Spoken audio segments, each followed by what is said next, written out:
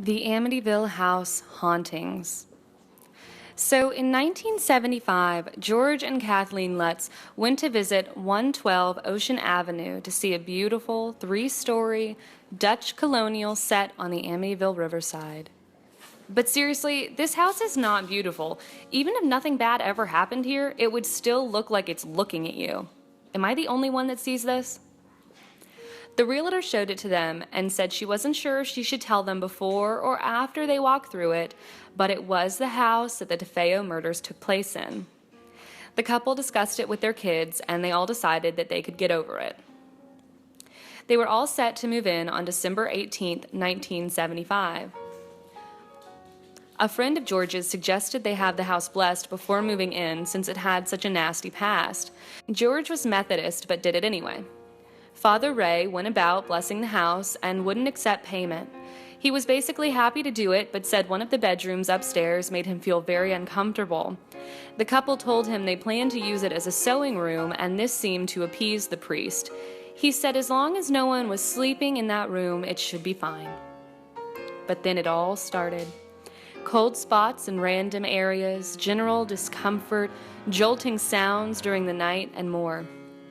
George began to seclude himself from the family, obsessed with the fireplace that never seemed very warm.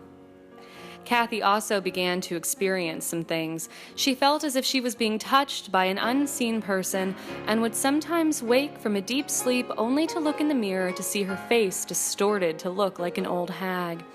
The children began to argue often, and George and Kathy were beating them to try to stop it. The youngest child, Missy, described speaking to an angel that lived in her room. Her name was Jody, and she presented herself as a large pig to Missy and changed shapes and forms at will. Her parents saw two red eyes peering in at them from the upstairs bedroom window once, and Missy claimed it was Jody wanting to come inside. The family never left the house and would always have people come to them. George claimed it got to the point he wanted people to come socialize just to make sure they weren't insane.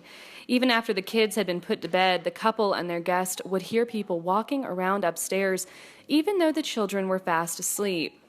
Finally, it was too much. George was lying in bed one night, and Kathy lifted up out of the bed and started sliding away from him. Something got into bed with them, and he was frozen in place. He could hear the kids' bed slamming up and down on the floor and dragging. The lights flickered, and even the dog couldn't take it. The couple had tied him to the doorknob, and he just walked in circles all night throwing up. The boys went to their parents terrified. They fled shortly thereafter in 1976. The house was eventually investigated by Ed and Lorraine Warren. They felt the house could only be saved through a cleansing performed by an Anglican exorcist or a Roman Catholic priest.